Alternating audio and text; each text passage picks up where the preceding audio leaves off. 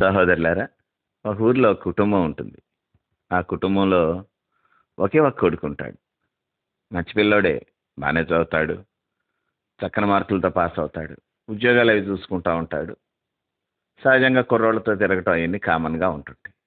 సాయంకాలం play ground కని వెళ్తాడు. క్రికెట్ ఆడి ఆడి రాత్రికి ఎప్పటికో వస్తాడు. వాళ్ళ నాన్నగారేమో కొంచెం ప్రిపేర్ అవ్వచ్చు కదరా, ఇంటికి తిరుగుతూ ఉంటావు అని అరుస్తుంటాడు.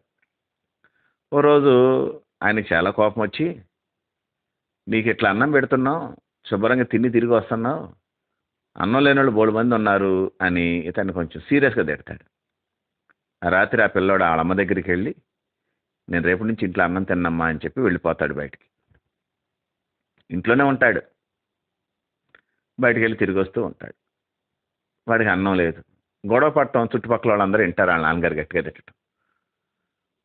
వాళ్ళమ్మ పక్కింట్లో వాళ్ళకి చెప్పుద్ది, పిల్లోడు పాపం అలిగెట్లా వెళ్ళిపోయాడండి, అన్నం తింటలేదండి అని. పక్కింట్లో ఒకళ్ళే చెప్తే వాళ్ళు ఊరుకుంటారా? అన్నిళ్ళకే చెప్తారు వాళ్ళు వెళ్ళి. చూసిన వాళ్ళందరికీ ఈ కుర్రోడంటే కొంచెం కోపమే. ఎందుకంటే నిష్కర్షగా ఉంటాడు, మొహం మీద మాట్లాడేస్తాడు, మాట పట్టింపు ఎక్కువ. దానివల్ల వీడికి ఇలా జరగాల్సిందే, వీడి కడుపు మాడాల్సిందే అనుకుంటూ ఉంటారు. వీళ్ళ నాన్నగారి స్నేహితుడు ఒక ఆయనకి హోటల్ ఉంటుంది. ఆ హోటల్లో అన్ని పనులు ఆయనే చూసుకోవాల్సి వస్తూ ఉంటుంది. అయితే సహోదరులారా, ఒకరోజు ఆయన ఈ పిల్లోడికి ఎదురయ్యి, ఏం చేస్తున్నావు ఇట్లాగా అని అడుగుతాడు. పిల్లోడు కొంచెం కోపం వచ్చినా, లేదంటే ఏం చేయట్లేదు, ప్రిపేర్ అవుతున్నాను ఇట్లా అని చెప్పి. సరే నాన్న, నాకు ప్రతిరోజు మార్నింగ్ వెళ్ళి సరుకులు కొనుక్కోసి రావాల్సి వస్తుంటుంది, మధ్యాహ్నం పూట కొన్ని పేమెంట్స్ కోసం చూసుకోవాల్సి వస్తుంది, అట్లాగే సాయంకాలం పూట కొన్ని డబ్బులు కలెక్ట్ చేసుకుంటే ఇట్లా ఉంటుంది. నువ్వు నాకు కొంచెం హోటల్లో క్యాష్ దగ్గర కూర్చుంటాకి రోజుకి ఒక గంట 2 గంటలు హెల్ప్ చేయగలవా అంటాడు. పిల్లోడు ఏం మాట్లాడు, ఖాళీగానే ఉన్నాను కదా అంటే. సరే అంకుల్ ఇట్లాగంటే, ఊరిని హెల్ప్ చేయనానా, ఇది ఉద్యోగం అట్లా ఏం కాదు అంటాడు. మార్నింగ్ 9కి ఒకసారి రమ్మంటాడు, మధ్యాహ్నం 1కి అట్లాగా, సాయంకాలం 7, 8 ఆ ప్రాంతంలో ఒకసారి వచ్చేళ్ళు. రోజుకు ఒక గంట కూర్చోచాలంటాడు. ఆ పిల్లోడు వెళ్ళి కూర్చొని డబ్బులు అది చూస్తుంటాడు. ఈయన ఏం చెప్తాడంటే, ఈ పిల్లోడికి ఏం కావాలో ఆ టిఫిన్ పెట్టండి, అన్నీ ఏం కావాలంటే అది తింటాడు అని చెప్పి వర్కర్స్తో చెప్తాడు. ఇంకా పిల్లోడు శుభ్రంగా తింటుంటాడు, ఇంటికి వెళ్ళి పడుకుంటుంటాడు. ఆ విషయం ఎవరికి తెలియక, వీడికి ఇలా బాగా జరగాల్సిందే, రోగం కుదరాల్సిందే అనుకుంటుంటారు. ఎవరికి తెలియని విషయం ఏంటంటే, వీడు 3 పూట్ల తింటున్నాడు, వస్తున్నాడు. అసలైన విషయం ఏంటంటే, తండ్రి వాళ్ళ స్నేహితుడితో చెప్తాడు, అబ్బాయి ఇలా వెళ్ళిపోయాడురా, వాడు మాట పట్టింపే కానీ మనిషి మంచోడు, కొంచెం వాడిని అట్లాగైనా భోజనం చేసేటట్లు ఏర్పాటు చేయి అంటాడు. వాళ్ళ తండ్రి స్నేహితుడు తెలివిగా అట్లా చేస్తాడు. సహోదరులారా, స్నేహితులారా, తండ్రి ఎప్పుడు విడిచిపెట్టడు. శరీర సంబంధమైన తండ్రే విడిచిపెట్టకుండా ఇట్లా చూస్తే, ఆత్మ సంబంధమైన తండ్రి మరింత ప్రేమిస్తాడు. అట్లా శాశ్వతమైన ప్రేమతో మనల్ని ప్రేమిస్తూ విడువక తన కృప చూపుతున్న మన తండ్రి అయిన దేవునికి, మన ప్రభు రక్షకుడైన యేసుక్రీస్తు వారి పుణ్యనామంలో స్తుతులు, స్తోత్రాలు, వందనాలు, కృతజ్ఞతాస్తుతులు చెల్లిస్తున్నాను. ఆయన ఘనమైన నామాన్ని బట్టి భూమి మీద విస్తరిస్తూ వర్ధిల్లుచున్న మీకు కూడా క్రీస్తు వారి పుణ్యనామంలో శుభములు, వందనములు తెలియజేసుకుంటున్నాను. సహోదరులారా, స్నేహితులారా, మీరందరూ క్షేమంగా ఉన్నారు కదా? మరో రోజు మీతో కలిసి దేవుని వాక్యం ధ్యానం చేయడానికి ప్రభు మనకి ఇచ్చిన కృపను బట్టి ప్రభువునందు ఆనందిస్తూ స్తుతిస్తూ నేటి వాక్య ధ్యానాన్ని యోబు గ్రంథము 42వ అధ్యాయము 7వ వాక్యం నుండి ధ్యానం చేస్తాం. యోబు గ్రంథము 42వ అధ్యాయము 7వ వచనం. యెహోవా యోబుతో ఆ మాటలు పలికిన తర్వాత ఆయన తేమానీయుడైన ఎలీఫజుతో ఇలాగ సెలవిచ్చాను, నా సేవకుడైన యోబు పలికినట్లు మీరు నన్ను గూర్చి యుక్తమైనది పలకలేదు.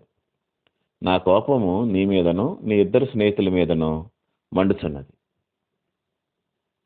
దేవుడు యోబు విషయంలో చేసిన పని ప్రపంచంలో ఎవరికి అర్థం కాల. తన భార్యకు కూడా అర్థం కాలేదు, యోబుకు కూడా ఒక్కోసారి అర్థం కాలేదు. యోబుని ఇట్లాగా ఒక ఛాలెంజింగ్ పీస్ గాను, మాస్టర్ పీస్ గాను, నా పిల్లలు ఎట్లా ఉంటారో దమ్ముంటే చూసుకో అని దేవుడు ఛాలెంజ్ చేసినట్లుగా అపవాదితో మాట్లాడాడని, ఈ విషయాలు తెలియని వాళ్ళు చాలామంది ఏమనుకున్నారంటే, ఏ తప్పు చేయకుండా దేవుడు ఎందుకు అట్లా చేస్తాడు అనుకుంటారు. వాళ్లే కాదండి, మనకు కూడా ఇదే ధోరణి ఉంటుంది. మనం కూడా ఎవరికి ఏదైనా ఇబ్బంది కలిగినా, నొప్పి కలిగినా, ఏం చేసి ఉంటారు అంటాం. కొందరైతే ఇంకా తెగించి అంటారు, ఎట్లాంటి పనులు చేసి ఉంటాడో, ఇట్లాంటి దిక్కుమాలిన సాగు వచ్చాడు. అట్లాంటి మాటలు మాట్లాడుతున్న వాళ్ళని నేను చూశాను. వాళ్ళు అట్లా మాట్లాడతారు, నేను విన్నాను వాళ్ళు. కనుక సహోదరులారా, దయచేసి అన్నిసార్లు అట్లా ఉండకపోవచ్చు. యోబు చాలా భక్తుడు. యోబు గురించి ఈ మధ్య ఒక మంచి సేవకుడు మా మందిరంలో మాట్లాడుతూ అంటాడు, చెడుతనాన్ని విసర్జించిన వాడు అని చెప్పి. మనం అట్లా ఉండం. భయభక్తులు ఉంటే చెడుతనం ఉంటుంది, భయభక్తులు కొనసాగుతుంటే చెడుతనం కొనసాగుతుంటుంది. చాలా ఇది పాయిజనస్ అన్నమాట, అంటే విషపూరితమైంది, టాక్సిక్స్. ఇట్లాగా ఇవన్నీ విషపూరితమైన పెరిగిపోయినటువంటి భక్తి మంది. అట్లా మనం ఉండకూడదు. కానీ యోబు అలా కాదు. విడవలసిన వాడిని విడిచిపెట్టి పట్టుకోవాల్సిన వాడిని పట్టుకొని తన గురువైపుగా వెళుతున్నటువంటి భక్తుడు అతను. దేవుడే సాక్ష్యం చెప్పాడు. అయితే అతని స్నేహితులు వచ్చి అతన్ని దూషిస్తారు. దూషించడం అంటే వాళ్ళు కూడాను మనలాంటి వాళ్ళే.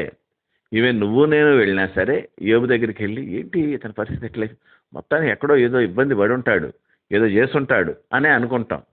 అదే తీర్పు తీరుస్తాం మనం. ఇక అంతే. ఎందుకనంటే ఆనాటి నుంచి ఈనాటి వరకు కూడాను మన కోణం అట్లానే ఉంది. ఏదైనా తోట దగ్గర నుంచి ఇక్కడ వరకు కూడా ఇక అంతే. వాళ్ళు దిగంబర్లు అయిపోయారంటే ఎందుకు అయిపోయారు అనుకుంటున్నారు? దేవుడు తినద్దన్న పళ్ళు తిన్నారు, దిగంబర్లు అయ్యారు. వీళ్ళకి రోగం ఎందుకు వచ్చింది అనుకుంటున్నారు? ఇట్లా మన స్ట్రాటజీ మారిపోయింది, మన యొక్క ఆలోచన విధానం మారిపోయింది. అన్నిసార్లు అట్లా ఆలోచించకూడదు. మనకి స్నేహితులు చాలామంది ఉంటుంటారు. ఈ స్నేహితులు మనల్ని సంతోష సమయాల్లో కలుస్తారు కానీ దుఃఖ సమయాల్లో కలవరు. కొందరు స్నేహితులు దుఃఖ సమయాల్లో కూడా వచ్చి కలుస్తుంటారు. గ్రంథం మనతో చెప్పింది, విందు జరుగుతున్న ఇంటికి వెళ్ళటం కంటే కూడా ప్రలాపించుతున్న ఇంటికి, దుఃఖంగా ఉన్న ఇంటికి వెళ్ళండి అని చెప్పింది. వాళ్ళని ఓదార్చాల్సింది మనమే. నీ దేవుడు ఆదరించే దేవుడు, ఆయన కుమారుడు లేదా ఆయనకి విశ్వాసం ద్వారా కుమారుడు కుమార్తె అయిన నీవు ఆయన గుణగాల చొప్పున ఇతరులు ఆదరించడానికి ఎక్కువ ఇష్టపడాలి. ఇతరులతో కలిసి ఆనందించు, నేనేం కాదంటలేదు. ఆదరణ కూడా ఎక్కువగా ఉండాలి. వాళ్ళ మీద కూడా నువ్వు ఫోకస్ చేసి నడవాలి. ఇంకంతే. యేసుప్రభు వారు మాట్లాడుతూ ఆ రోజు మరియా అత్తరు పూసినప్పుడు, బీదలు ఎల్లప్పుడూ మీతోనే ఉంటారు అని చెప్తాడు. కాబట్టి దుఃఖపడేవాళ్ళు, బీదలు మన మెయిన్ ఫోకస్ అవ్వాలి. మంచిది. ఈరోజు వాక్యం ఏంటంటే, ఎలీఫస్ కానీ, ఈ జోఫర్ కానీ, లేదా బిల్దద్ కానీ, వీళ్ళు ముగ్గురు యోబు యొక్క మంచి స్నేహితులే. యోబు దగ్గరికి వచ్చి యోబును పోల్చలేకపోతారంట. 2వ అధ్యాయం చివరి భాగాలు ఈ మాటలు ఉంటుంది. యోబేనా ఏంటి ఎట్లయిపోయాడు అని చెప్పి అతని పరిస్థితి చూసి నెత్తి నిండా దుమ్ము పోసేసుకొని బట్టలు దించేసుకొని 7 రోజులు ఏమీ మాట్లాడకుండా కూర్చుంటారు. 7 రోజులు ఏమీ మాట్లాడకుండా కూర్చుంటాం అంటే, నా చిన్నతనంలో మేము నిరాహార దీక్షలు చేసేవాళ్ళం. దాని వెనక తినేయటం, ముందుకు వచ్చి మళ్ళీ నిరాహార దీక్షను కూర్చుంటాం. అట్లా కాదు, యోబుతో పాటు దూరంగా అట్లా కూర్చొని ఈ ముగ్గురు కూడాను యోబు పరిస్థితిని బట్టి దుఃఖపడుతూనే ఉన్నారు. మంచి స్నేహితులు, తప్పు అవగాహన. మళ్ళీ చెప్తున్నాను, మంచి స్నేహితులు, తప్పు అవగాహన, రాంగ్ ఇంటర్ప్రిటేషన్, మిస్అండర్స్టాండింగ్. వాళ్ళు ఏమనుకుంటున్నారంటే యోబు మంచోడని వాళ్ళకే తెలుసు. బట్ నువ్వు ఎక్కడో తప్పు చేసావురా బ్రదరో, నువ్వు ఎక్కడో ఏదో చేసావు, అది పరీక్షించుకో. చూడు ఒకసారి ఈ స్థితి ఎందుకు వచ్చిందో. సర్వశక్తుడైన వాడు అన్యాయం చేస్తాడా? దుష్కార్యం చేస్తాడా? దేవుడు ఎప్పుడైనా దారి తప్పుతాడా? నువ్వే చేసావు, నువ్వే చేసావు, నువ్వే చేసావు అని చెప్పి యోబుని ఆలోచించుకో అన్నట్లు తూట్లు పోట్లు పొడుస్తూ ఉంటారు. యోబు నలిగిపోతుంటాడు. యోబు తన క్యారెక్టర్ గురించి తాను చెప్పుకోవాల్సి వస్తుంది. ఇక అంతే. చాలామంది యోబు దగ్గరకు వచ్చి నిలబడి మాట్లాడిన వాళ్ళు సైతం యోబు గురించి మాట్లాడుతుంటారు. చాలా ఇంకా ఇంకా ఆ స్థాయిని ఎట్లా చెప్పాలో కూడా అర్థం కాదు. ఒక టైంకి వచ్చేటప్పుడు యోబు ఏం చెప్తాడంటే, నా యొక్క మందలో కాసేటటువంటి, అంటే అతనికి మందలో కాసే కుక్కలతో కూడా ఉండటానికి తగన వాళ్ళు ఈరోజు వచ్చి నన్ను ఎగతాళి చేస్తున్నారు, అట్లా మాట్లాడతాడు. అయితే వాస్తవం ఏంటంటే యోబుని దేవుడు పరీక్షిస్తున్నాడు. యోబుని దేవుడు పరీక్ష అప్పగించాడు. అపవాది ఎన్నో ప్రయత్నాలు చేశాడు, ఎన్నో రకాలుగా ప్రయత్నం. ఏం అవ్వలేదట. దేవుడు కొన్నిసార్లు మన జీవితాల్లో పరీక్షించడం. యోసేపు జీవితంలో మీరు పరీక్షను గమనిస్తారు. దేవుడు అతన్ని టెస్ట్ చేస్తాడు. ఇనుము అతన్ని కాళ్ళని నొప్పి పుట్టిస్తుంది, బాధ పెట్టుద్ది. అయినా దేవుడు ఎక్కడా కూడా ఎప్పుడూ కూడా అతన్ని చేయి విడిచిపెట్టలేదు. యోసేపు కూడా దేవుణ్ణి విడిచిపెట్టలేదు.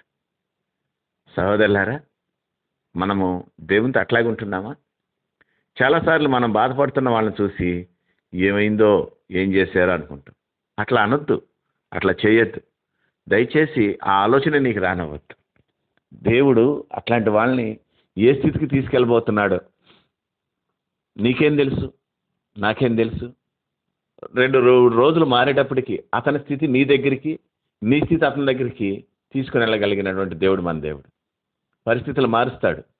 ఎవరిని చూసైతే నువ్వు హేళన చేస్తున్నావో వాళ్ళు నిన్ను చూసి హేళన చేసే విధంగా దేవుడు మనల్ని కూడా అప్పగించగలడు. మనకి దేవునికి ఉన్నటువంటి, మన కోణానికి దేవుని కోణానికి ఉన్న తేడా ఇదే. దేవుడు ఒక పరీక్షగా అప్పగించి తిరిగి లేపుతాడు, తిరిగి మళ్ళీ వాళ్ళని రిస్టోర్ చేస్తాడు. దేవుడు మళ్ళీ వాళ్ళ పూర్వస్థితిని వాళ్ళకి దయచేస్తాడు. యోబు యొక్క పూర్వస్థితిని దేవుడు అతనికి దయచేశాడని కింద వాక్యాల్లో ఉంటుంది. మనం ఏమనుకుంటుంటామంటే ఇంకేం లెగిస్తాడులే ఇట్లాగ అనుకుంటుంటాం. అట్లా అనరాదు. మన కోణం అది. వీళ్ళకి బాగా జరిగింది, ఎట్లా మిడిసిపడ్డారు, ఎట్లా ఎగిరెగిరి పడ్డారు, ఇదే అనుకుంటున్నారు. ఆ రోజు ఆ ఇంట్లో జరిగిన గొడవను బట్టి ఇంట్లోంచి బయటకు వెళ్ళిపోయి అన్నం తినుకుంటుంటున్న కుర్రాడిని గురించి వీధిలో వాళ్ళు అనుకుంటున్నారు, వీడికి ఎంత పొగరని, ఏదైనా చిన్న మాట అంటే ఏం స్పీడ్గా మాట్లాడతాడో, తిండి లేకుండా వీడు ఎట్ట తిరుగుతున్నాడు రోడ్డు మీద, ఎక్కడ తింటాడు, ఏముందని పైసా, ఏదో ఇంటికి వచ్చి పడుకుంటున్నాడు అంతే, తిండి తిప్పలు లేక 4 రోజులు అయితే అట్లా మాట్లాడుకుంటున్నారు. వాస్తవంగా జరిగిన విషయం ఏంటంటే సహోదరులారా, ఆ పిల్లోడు రోజు తింటున్నాడు, 3 పూట్లా తింటున్నాడు. ఇళ్ళలాగా ఒక కూరతో తింటలో హోటల్లో మంచి భోజనం తినేస్తున్నాడు. ఇంట్లో కన్నా బెస్ట్. తండ్రి అట్లాంటి ఏర్పాటు చేశాడు. దేవుడు ఏ వ్యక్తిని హృదయపూర్వకంగా నరులకు విచారమైనను బాధనైనను దేవుడు కలగజేయడు. ఎట్టి పరిస్థితుల్లో కలగజేయడు. నరులకే కలగజేయకపోతే తన పిల్లలకు కలగజేస్తాడా? సహోదరులారా, మీరు ఏర్పరచబడిన వారు, ఉన్నతమైన పిలుపుతో పిలువబడినవారు. మిమ్మల్ని దేవుడు అందుకే అట్లా చేస్తాడు. మనలో ఏ సహోదరుడైనా ఆ స్థితిలో ఉన్నప్పుడు దయచేసి మనం అట్లా అనకూడదు. మన సహోదరులనే కాదు, ఎవరు ఎట్లా ఉన్నా సరే దేవుని సృష్టి అయిన మనుషుల్ని తోలనాడకూడదు. మనం వీళ్ళున్నంత వరకు వాళ్ళ గురించి ప్రార్థన చేయాలి, చేతులెత్తాలి. అపహాస్యం చేయటం, ఎగతాళి చేయటం తగదు. నాకు తెలుసు వాళ్ళకి అందుకే అట్లా అయింది అనకూడదు. అట్లా మనం అనుకోకూడదు. మనకి దేవునికి మధ్యలో తేడా అదే. మన అండర్స్టాండింగ్కి దేవుని అండర్స్టాండింగ్కి ఉన్న తేడా అదే. దీన్ని మనం అధిగమించాలి, దీన్ని దాటి ముందుకెళ్ళాలి. దేవుడు శ్రమల్లో ఉంచినప్పుడు చాలా అత్యధికమైన పంటనిస్తాడు. బోళ్ళన్నీ తెలియని పాఠాలు మనకు నేర్పిస్తాడు. ఎప్పటికీ చెదరిపోని పాఠాలు అయిపోతాయి. నీ జీవితాన్ని అవి ట్యూన్ చేస్తాయి. దాన్ని బట్టి నువ్వు నేర్చుకున్నది ఇతరులకు నేర్పిస్తావు.